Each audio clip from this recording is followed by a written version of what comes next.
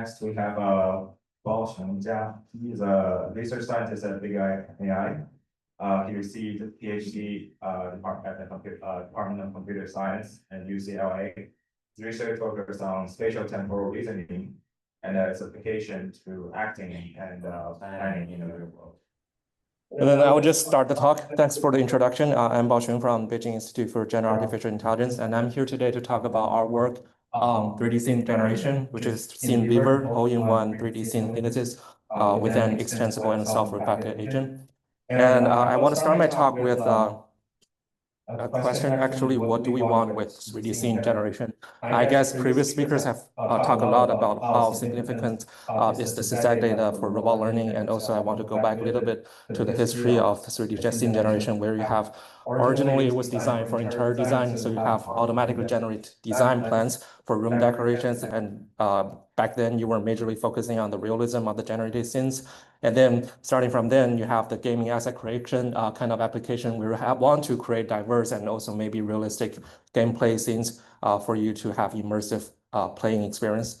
And I guess the turning point that changed our focus from this artistic aspects of the 3D scene generation was actually the synthetic data for robot learning, and also it's significant. So starting from the recent trend of embodied AI, we start to have many more scene generation works tackling the physical possibility of the generated scenes, and also maybe the controllability of the generated scenes, because probably you want to have your robots to have easily changeable scene setups so that you can easily test your robots inside it.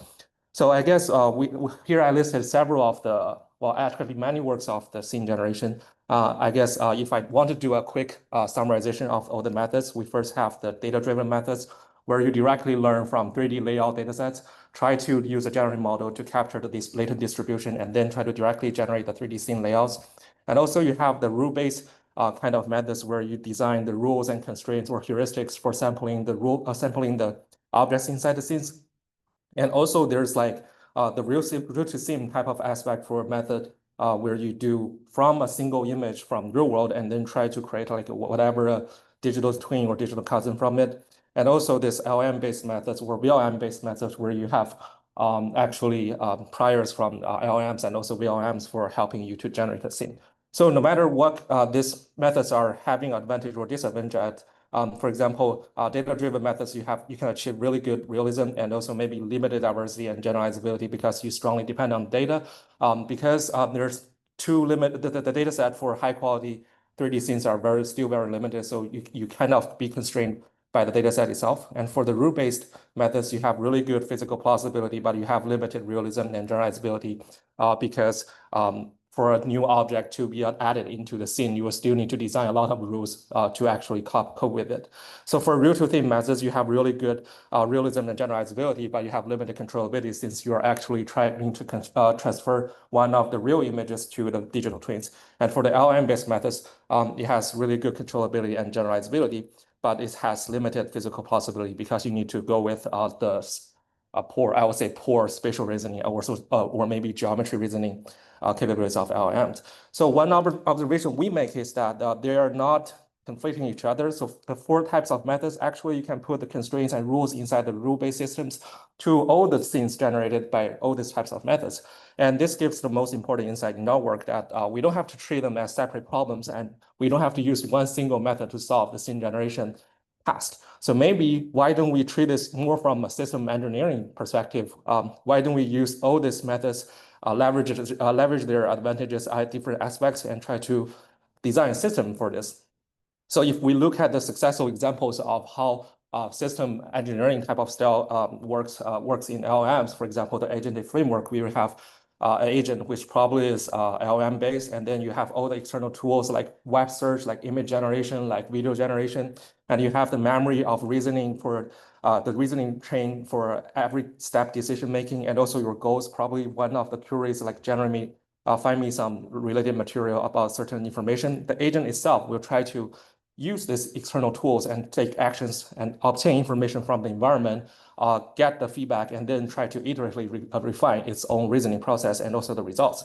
So our SceneWeaver is very much like taking this idea of agentic framework where we try to aggregate all the advantages of existing 3D scene generation methods use them as external tools instead of separate methods, and then try to have this agent, which is the planner in the red box, to have both thinking, planning, action, and also maybe feedback or reflection to iteratively refine using all those tools available.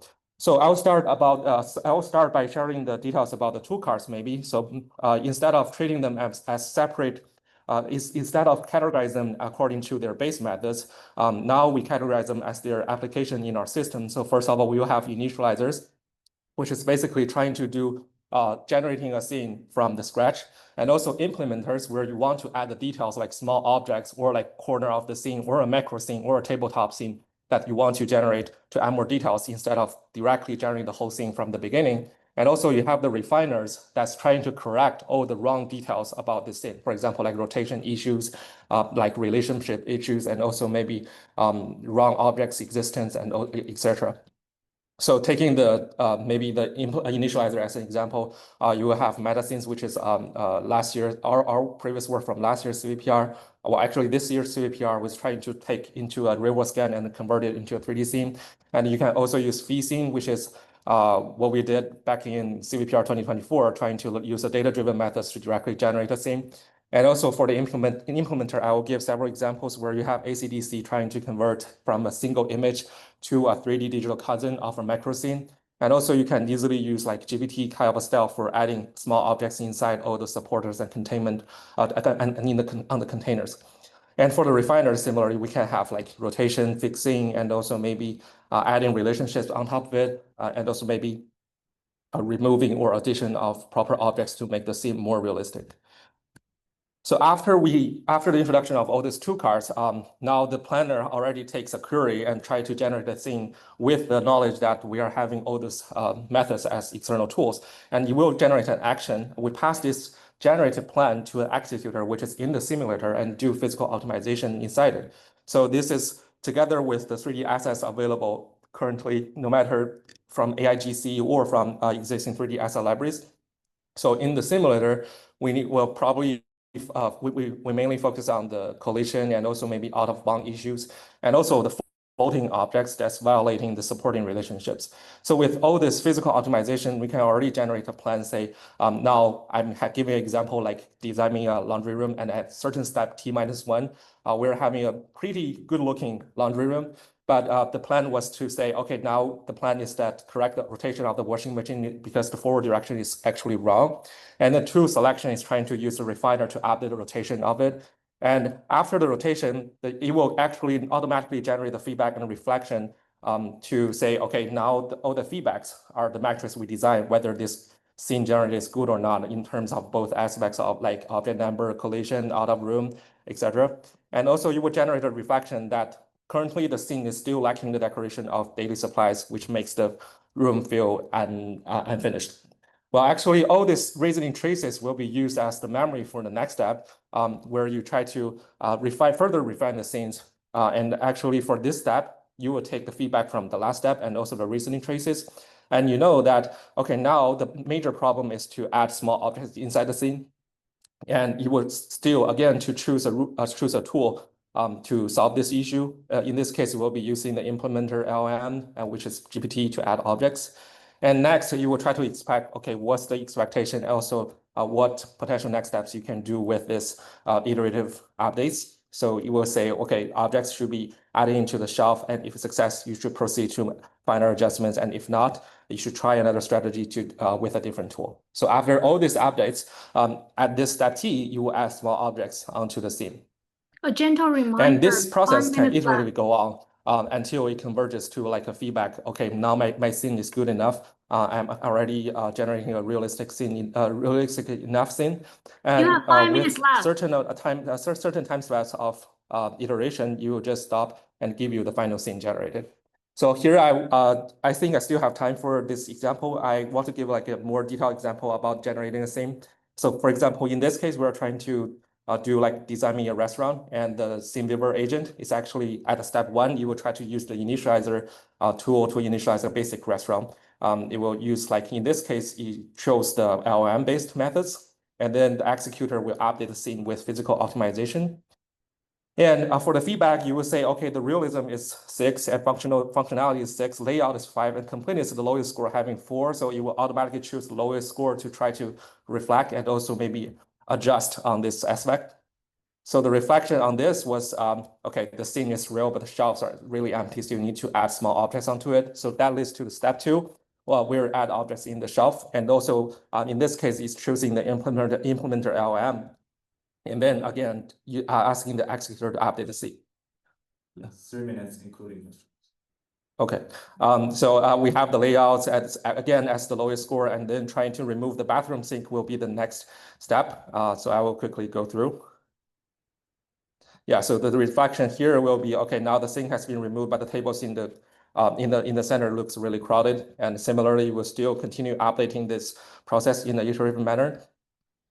And finally, it reaches to the last problem where you have the space seems less crowded after rotation, but the tabletop is actually empty, and you add small objects onto it.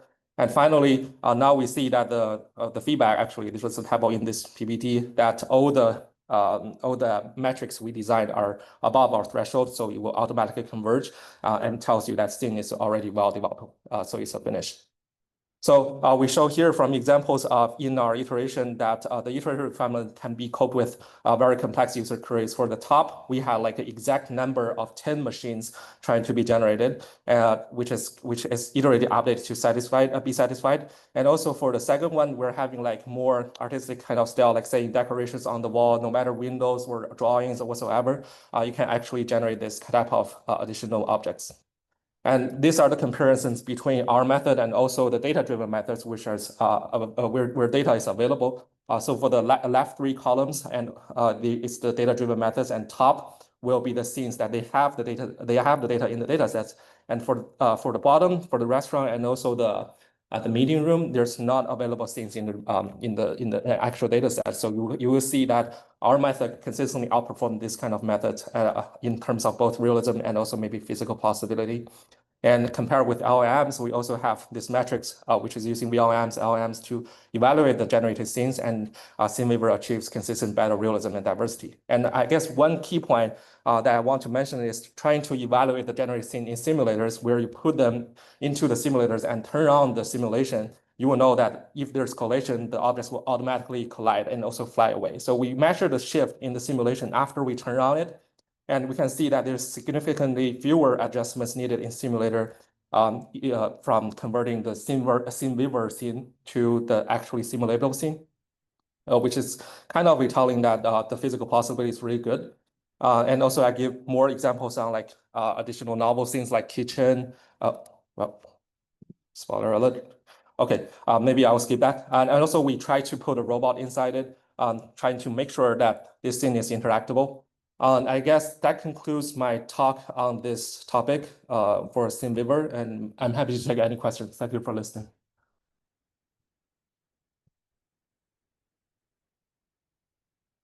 We'll take one question from the audience.